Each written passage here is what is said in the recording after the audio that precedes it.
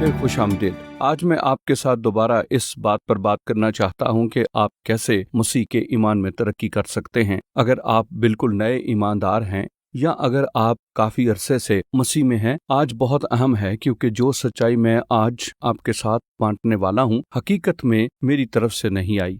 ये वो है जो कुछ यीशु ने खुद कहा और उन्होंने खुद हमें बताई। मत्ती बाब 4 और आयत 4 में यीशु मसीह खुदावन ने कहा, आदमी सिर्फ रोटी ही से जीता न रहेगा बल्कि हर बात से जो खुदा के मुंह से निकलती है। तब यीशु ने उसी वक्त हमें बताया कि हमें किस तरह अपनी जिंदगियां गुजारनी है, हम किस तौर से ईमान में मजबूत हो सकते हैं।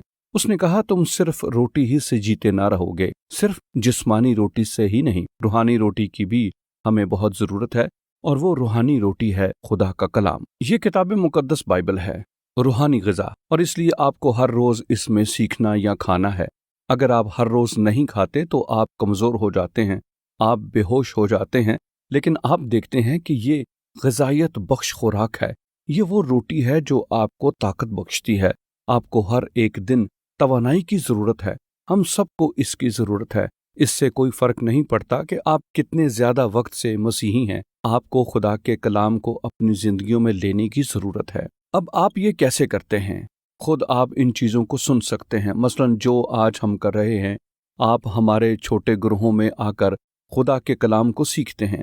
आप कलीसिया के जरिए से खुदा के कलाम को सीख सकते हैं, लेकिन ये आपके लिए इंतहाई जरूरी है कि आप खुदा के कलाम को अपनी जिंदगियों में लें, जो आपके लिए बहुत ही अहम है। मुझे आपकी हौसला अफजाई करनी है कि एक खुसूसी जगह रखिए, खुसूसी वक्त बाइबल के लिए रखें। अगर आपके पास बाइबल नहीं है, कोई मसीही अगर आपका मसीही दोस्त है, वो आदमी या औरत आपकी मदद कर सकते हैं कि आपको बाइबल दें। अगर आप किसी ऐसे शख्स को नहीं जानते जो मसीही है, तो मुझे हौसला अफजाई करने दीजिए कि ऑनलाइन जाइए, इंटरनेट पर कुछ बाइबल मुकद्दस मुयस्सर हैं जो आपकी मदद कर सकती हैं और आप खुदा का कलाम पढ़ेंगे, और हम आपके साथ खुदा के कलाम की आयात बयान करेंगे जो आपको यीशु मसीह पर ईमान में बढ़ने में मददगार साबित होंगी। यहाँ तक कि मैं आपकी हौसला अफजाई करना चाहता हूँ कि कलाम को जुबानी याद कीजिए, ये आपकी बड़ी मदद करेगा। मैंने आपसे पहले बयान किया था कि ये उन जबरदस्त चीजों में से एक है जिसने मेरी बहुत मदद की जब मैंने कुछ दोस्तों से मिलना शुरू किया, और तब हम इकट्ठे खुदा के कलाम को जुबानी याद किया करते थे और इकट्ठे पढ़ते थे, और हम मजबूत हो गए क्योंकि खुदा का कलाम हमारे दिलों में था। इसलिए मुझे हौसला अफजाई करने दीजिए कि बाइबल को पढ़िए। खुदा आपसे इस किताब के वसीले से बात करेगा। ये कोई आम मामूली किताब नहीं है,